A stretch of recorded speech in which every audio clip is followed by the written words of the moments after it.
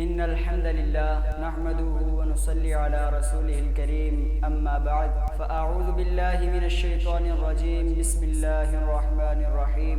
اللہ تعالیٰ نے اس کائنات کو بنایا ہے۔ اس کائنات کو آباد کرنے کے لیے اللہ تعالیٰ نے کئی مخلوقات کو پیدا کیا۔ آسمان میں، زمین میں، فضا میں، زمین کے نیچے ہر جگہ اللہ تعالیٰ کی بنائی ہوئی مخلوقات موجود ہیں، اور ہر جگہ اللہ تعالیٰ کا ذکر کیا جا رہا ہے۔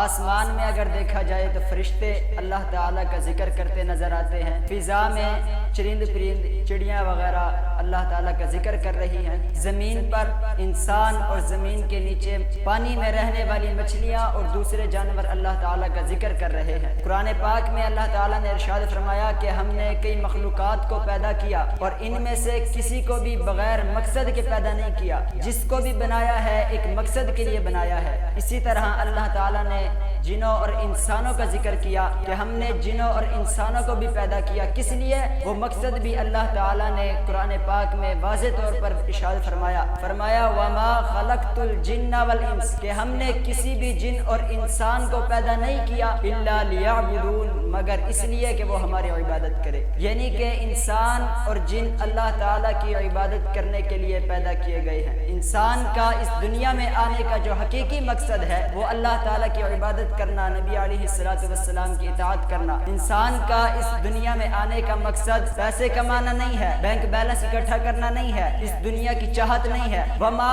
خلقت الجن والانس الا لیعبدون، انسان اس دنیا میں آیا ہے اللہ تعالیٰ کی عبادت کرنے کے لیے۔ انسان کو اس دنیا میں بھیجا گیا ہے کہ وہ اس دنیا میں آ کر اللہ تعالیٰ کی عبادت کرے۔ اگر اللہ رب العزت چاہتے تو دنیا کے ہر انسان سے اپنی عبادت کروا سکتے تھے۔ اللہ تعالیٰ کو کوئی روکنے والا نہیں تھا، منع کرنے والا نہیں تھا۔ وہ ذات علی کل شیء قدیر ہے، وہ ہر چیز پر قادر ہے، اس کے لیے کوئی رکاوٹ نہیں ہے، کوئی روک نہیں سکتا اس کو۔ اگر اللہ تعالیٰ کوئی ایسا حکم نازل کر دیتے کہ انسان مجبور ہو جاتا اس کی عبادت کے لیے تو اللہ تعالیٰ کو کوئی روک نہیں سکتا تھا، لیکن اللہ تعالیٰ نے ایسا کوئی حکم نازل نہیں کیا کہ انسان مجبور ہو جائے عبادت کے لیے، بلکہ اللہ تعالیٰ نے قرآن پاک میں ارشاد فرمایا انا ہدیناہ السبیل اما شاکرا و اما کفورا، فرمایا ہم نے انسان کو اچھائی اور برائی کے دونوں راستے دکھا دیے۔ انا ہدیناہ السبیل، ہم نے انسان کو دونوں راستے دکھائے ہیں، اچھائی کا بھی راستہ دکھایا، برائی کا بھی راستہ دکھایا، اور اس کو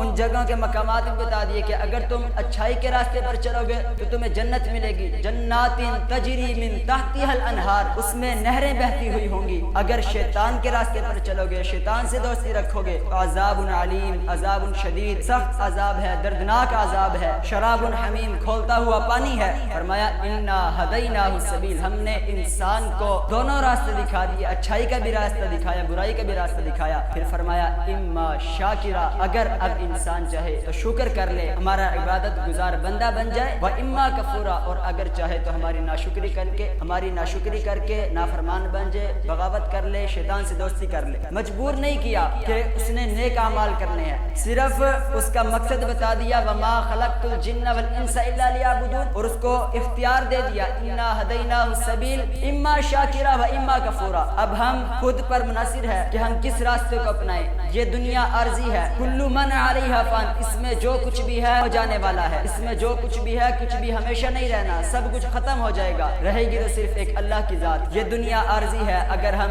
اس دنیا کو سب کچھ سمجھ لیں اور آخرت کو بھول جائیں، شیطان سے دوستی کر لیں، نبی علیہ السلام کی اطاعت کرنا چھوڑ دیں، اللہ تعالیٰ کی عبادت کرنا چھوڑ دیں، تو آخرت میں ہم نبی علیہ السلام کو حوض کوثر پر کیا منہ دکھائیں گے؟ ہم میدان حشر میں اللہ تعالیٰ کے سامنے کیسے پیش ہوں گے؟ جب ہمارے نام اعمال ہمیں دیے جائیں گے، ہم اس وقت کیا کریں گے جب ہمیں بائیں ہاتھ میں نام اعمال دیا جا رہا ہوگا؟ اس وقت کی فکر کرو جب تمام دنیا اکٹھی ہوگی۔ آپ اگر تھوڑے سے لوگوں کے سامنے آپ کی بےزتی ہو جائے برداشت نہیں کر سکتے کہ 4 لوگوں میں میری بےزتی ہوگی، اس دن پوری دنیا اکٹھی ہوگی، دنیا کا ہر فرد اس وقت اکٹھا ہوگا، انبیاء بھی موجود ہوں گے، شہداء بھی موجود ہوں گے، صدیقین بھی موجود ہوں گے، فرشتے بھی ادھر موجود ہوں گے، پوری دنیا موجود ہوگی۔ اس وقت اگر بےزتی ہوئی تو کیا رہ جائے گا پیچھے تمہارا؟ اس وقت کی بےزتی سے بچنا ہے تو اس کے لیے آپ عمل کر لو۔ اللہ تعالیٰ نے یہ زندگی دی ہے، اس میں عمل کر لو، اسی زندگی میں عمل کر کے اس وقت کی بےزتی سے بچ سکتے ہو۔